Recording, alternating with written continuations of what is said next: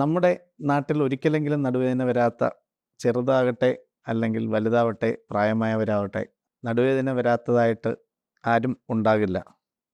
നമ്മുടെ നടുവേദന വരാനായിട്ടുള്ള പ്രധാന കാരണങ്ങളിലൊന്ന് ട്രോമയാണ്. അതായത് നമ്മൾ വീഴ്ചയോ അല്ലെങ്കിൽ എവിടെയെങ്കിലും തട്ടുകയോ ഒക്കെ ചെയ്യുന്നതിനെയാണ് ട്രോമ എന്ന് പറയുന്നത്. അത് ഒരു മേജർ കാരണം അത് തന്നെയാണ്. പിന്നെ ഉള്ളത് നമ്മുടെ മസിലുകൾക്ക് നീരുവീഴ്ച വരിക എന്ന് പറയും.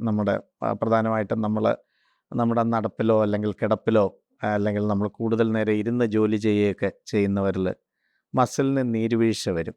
അതുകൊണ്ട് നടുവേദന വരാറുണ്ട്. ബാക്ക് മസിൽ നമ്മുടെ പോസ്ചർ കറക്റ്റായിട്ട് മെയിൻറ്റെയിൻ ചെയ്യാതെയാണ് നമ്മൾ ഇരിക്കുന്നതെങ്കിൽ അവർക്ക് നടുവേദന വരാനായിട്ടുള്ള സാധ്യത വളരെ കൂടുതലാണ്. നടുവേദന വരുന്നതിൽ ഈ പറയുന്ന മസിൽസിൻ്റെ നീരുവീഴ്ച കൊണ്ട് നടുവേദന വരാം. നട്ടെല്ലിലെ എല്ലുകളുടെ പരിക്കുകൾ കൊണ്ടോ അല്ലെങ്കിൽ മറ്റസുഖങ്ങൾ കൊണ്ടോ നടുവേദന വരാം. എല്ലുകൾ തമ്മിൽ കണക്ട് ചെയ്യുന്ന വള്ളികൾ ലിഗമെൻറ്റ്സ് എന്ന് പറയുന്ന ലിഗമെൻറ്റ്സിന് സ്പ്രെയിൻ ഉണ്ടെങ്കിൽ നടുവേദന വരാം. ഇതെല്ലാം വരാൻ കാരണം ഈ പറയുന്ന കണക്ക് നമ്മൾ അപ്രതീക്ഷിതമായി ഒരു വീഴ്ച സംഭവിക്കുകയോ നമ്മളെ കൊണ്ട് പറ്റാത്ത രീതിയിലുള്ള വെയിറ്റ് നമ്മൾ പെട്ടെന്ന് എടുക്കാൻ കുനിഞ്ഞ് നിവരുകയോ ഒക്കെ ചെയ്യുമ്പോഴത്തേക്ക് ഈ പറയുന്ന കണക്ക് എല്ലുകൾക്കോ അല്ലെങ്കിൽ ലിഗമെൻറ്റുകൾക്കോ ഒക്കെ പരിക്ക് പറ്റാം. അതുപോലെ തന്നെ ഏറ്റവും കൂടുതലായിട്ട് കണ്ടുവരുന്ന ഒരു കാര്യമാണ് ഡിസ്കിൻ്റെ പ്രൊലാപ്സ്. നട്ടെല്ല് പല പല കശേരുക്കൾ അല്ലെങ്കിൽ വെർട്ടിബ്ര അടുക്കിയടുക്കി വെച്ചിരിക്കുകയാണ്.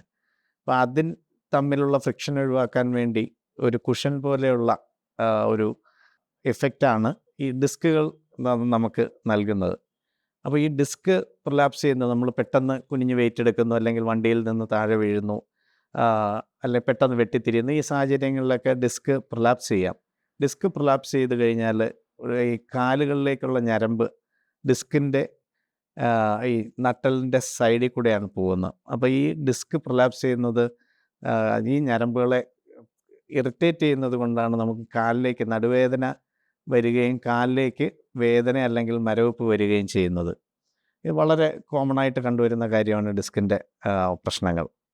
പിന്നെ ഈ നട്ടെല്ലും മസിലും മാത്രമല്ല, നമ്മുടെ മറ്റ് അവയവങ്ങൾക്കുള്ള പ്രശ്നങ്ങൾ കൊണ്ടും നടുവേദന വരാം.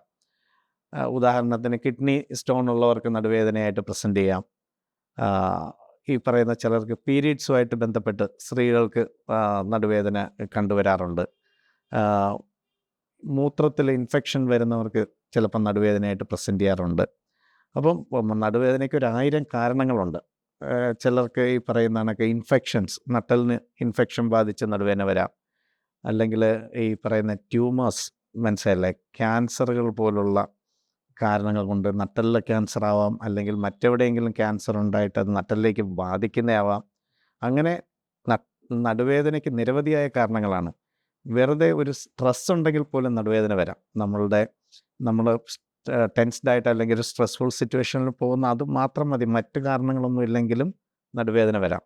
അപ്പോൾ അങ്ങനെ സ്ഥിരമായിട്ട് നടുവേദന വരുന്നവർ ഏതെങ്കിലും ഒരു ഓർത്തോ ഡോക്ടറെ അടുത്ത് ഉള്ളവരെ തന്നെ കണ്ട് അതിൻ്റെ ചികിത്സ എടുക്കുകയാണെങ്കിൽ വേണ്ട പരിശോധനകൾ. തുടക്കത്തിലുള്ള നടുവേദനയൊക്കെ ഈ പറയുന്ന പോലെ നമുക്ക് റെസ്റ്റ് എടുക്കുകയും ചൂട് പിടിക്കുകയും ചെറിയ വ്യായാമങ്ങൾ ചെയ്യുകയൊക്കെ ചെയ്ത് നമുക്ക് സ്വയം ചികിത്സിക്കാൻ ശ്രമിക്കാം.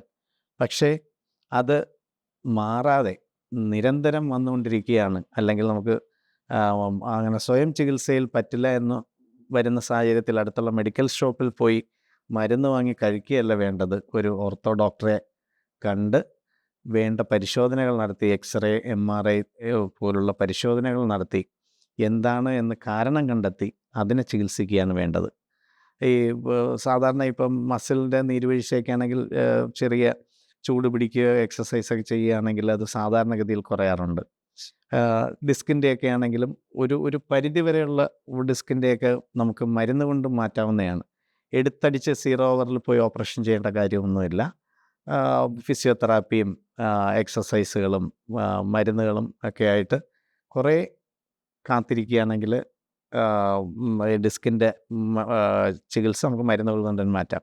പക്ഷേ മരുന്ന് കൊണ്ട് മാറാതിരിക്കുന്ന സാഹചര്യം ഡിസ്കിൻ്റെ വരികയാണെങ്കിൽ അത് ഓപ്പറേഷൻ ചെയ്യുക തന്നെ വേണം. ഒരു ബലക്കുറവോടുകൂടി ആണ് ഈ പറയുന്ന വേദന വരുന്നെങ്കിൽ അത് പിന്നെ കാത്തിരിക്കുന്നതിൽ അർത്ഥമില്ല. അതുപോലെ മൂത്രം ഒഴിക്കുന്നതും മലം പോകുന്നതുമായിട്ട് ബന്ധപ്പെട്ട് നടുവേദനയും ഇതിൽ കൺട്രോൾ ഇല്ലാതെ വരുന്ന സാഹചര്യവും ഗുരുതരമായ ഡിസ്ക് രോഗമാണ്.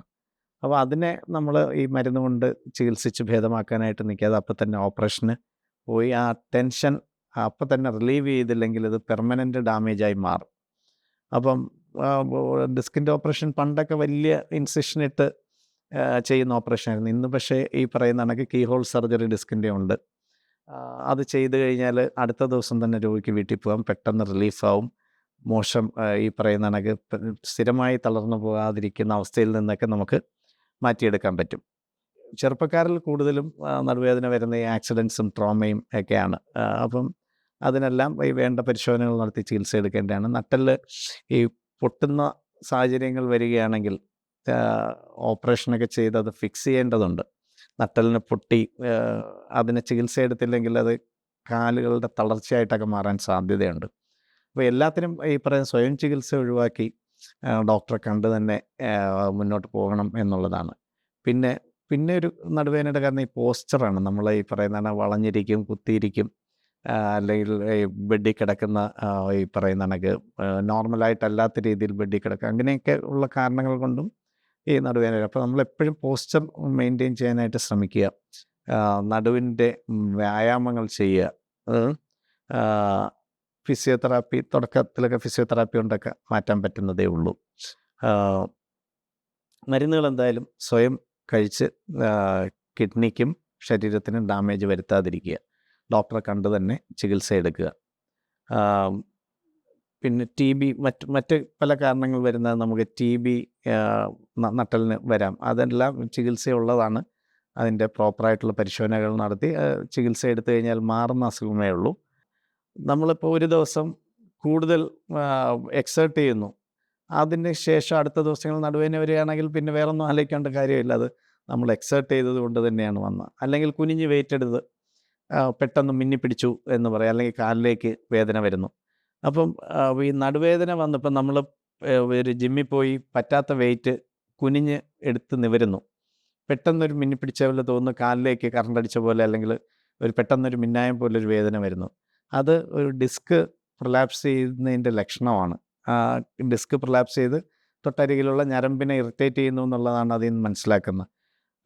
അപ്പോൾ അതുപോലെ ഇപ്പോൾ നമ്മളൊരു വണ്ടിയിൽ നിന്ന് വീണ് ബാക്ക് പെയിൻ വന്നു, നമ്മുടെ ഒന്നുകിൽ മസിലിന് ചതവ് പറ്റിയതായിരിക്കാം, അല്ലെങ്കിൽ ലിഗമെൻറ്റിന് ചതവ് പറ്റിയതായിരിക്കാം, അല്ലെങ്കിൽ ഈ ജോയിൻറ്റുകൾക്ക് ഡിസ്ലൊക്കേഷനോ സബ്ലക്സേഷനോ പറ്റിയതായിരിക്കാം. വളരെ മാരകമായിട്ട് വേദനയാണെങ്കിൽ ഫ്രാക്ചർ ഉണ്ടോ എന്നുള്ളവരെ സംശയിക്കേണ്ടിയിരിക്കുന്നു. അതിന് പ്രോപ്പർ നമ്മൾ പരിശോധനകൾ ചെയ്താലേ നമുക്കതിന് പരിഹാരം കണ്ടെത്താൻ പറ്റും.